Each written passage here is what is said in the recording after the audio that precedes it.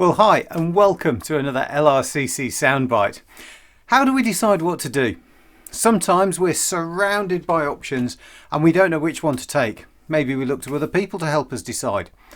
Now, of course, tomorrow, July the 19th, 2021, it's going to be a notable day in England. It's the day when most legal coronavirus restrictions are lifted. Not everything, but most of them. And instead, in their place, the message from our government is that we should evaluate the risks for ourselves and act accordingly. And I know that for some people that is really, really scary. You know, while the government says you may do this or you may not do that, we know where we stand. We might complain about it, we might not understand it, but the expectations of what we can and can't do, it gives us something to live by. So now, what do we do? What do we do next? I don't often bring lots of Bible quotes in on these sound bites, but I'd like to give you one to think about this week. Some people will say that the Bible was written so long ago, how can it be relevant today? Well, maybe this will show you how relevant it can be. This is taken from a letter written by a guy called Paul to a church that he set up in Rome. And this is the start of a section that he wrote about helping others. This is what he wrote. Those of us who are strong and able in the faith need to step in and lend a hand to those who falter, and not just do what is most convenient for us. Strength is for service, not status. Each one of us needs to look after the good of the people around us, asking ourselves, how can I help? How brilliantly does that speak into everything we've been going through? Those who are strong need to step in and lend a hand to those who falter.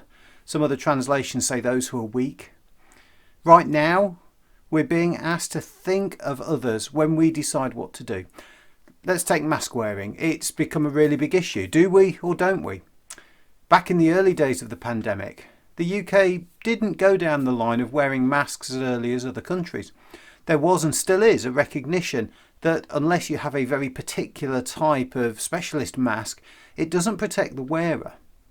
So the decision was, let's not wear them.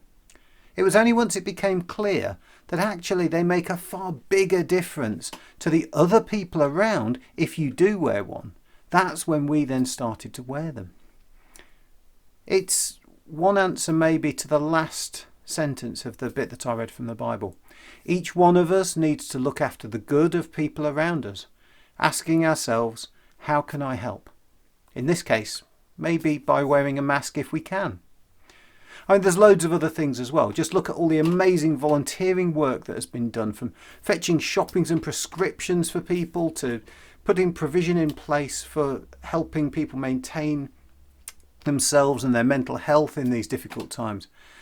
You know, maybe as we move forward into this time when we're asked to decide for ourselves, we could remember not just to do what is most convenient for us, but to think first of the needs of people around us. Another way I make decisions is to pray about them.